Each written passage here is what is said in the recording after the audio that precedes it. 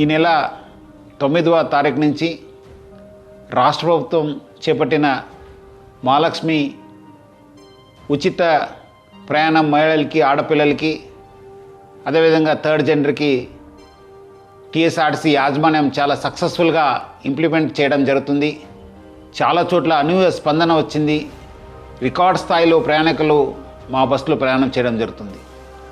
But ఈ ఒక పథకం ఇంప్లిమెంట్ చేయడంలో యాజమాన్యానికి, ముఖ్యంగా మన సిబ్బంది కూడా కొన్ని సమస్యలు తెలియెత్తుతున్నావు. ముఖ్యంగా చాలామంది మహిళలు తక్కువ దూరంకి వెళ్ళే వాళ్ళు కూడా మన ఎక్స్ప్రెస్ బస్సులో ఎక్కి దూర ప్రాంతం వెళ్ళే ప్రయాణికులకి ఇబ్బంది కలిగించే విధంగా ప్రయాణం చేస్తున్నారు.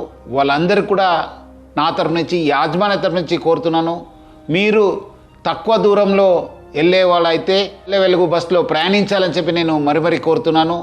అదేవిధంగా కొంతమంది మహిళలు స్టేజ్ కాకుండా మధ్యలో, రోడ్ మధ్యలో ఆపడము, లేదంటే ఎక్కడ కావాలో అక్కడ ఆపండి అని చెప్పి అడుగుతున్నారు. దీనివల్ల కూడా చాలా దూర ప్రాంతంలో వెళ్ళే వాళ్ళు కూడా చాలా ఇబ్బంది కలుగుతుంది.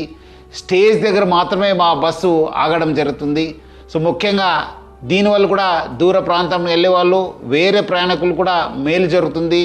మన కండక్టర్స్కి, డ్రైవర్స్ కూడా బాగా జరుగుతుంది. లేదంటే కొన్ని చోట్ల మనకు చాలా ఇబ్బంది కలుగుతుంది. మన కండక్టర్స్ కూడా చాలా ఇబ్బంది పడుతున్నారు. ప్రజలు బాగా సహకరించారు. వాళ్ళందరూ కూడా నా తరఫు నుంచి, యాజమాన్య తరఫున కూడా ధన్యవాదాలు తెలుపుతున్నాను. వచ్చే రోజు కూడా ఈ ఒక స్కీమ్ని ఇంప్లిమెంట్ చేయడానికి మహిళలు, ఆడపిల్లలు, థర్డ్ జెండర్ వాళ్ళందరూ కూడా సహకరించాలని చెప్పి నేను మరి యాజమాన్య తరఫు నుంచి అందరు కోరుతూ, మహిళా లోకానికి, ఆడపిల్లలకి, థర్డ్ జెండర్ అందరూ కూడా నేను యాజమాన్య తరఫు నుంచి కూడా సహకరించేందుకు పేరుగా ధన్యవాదాలు తెలుపుతున్నాను.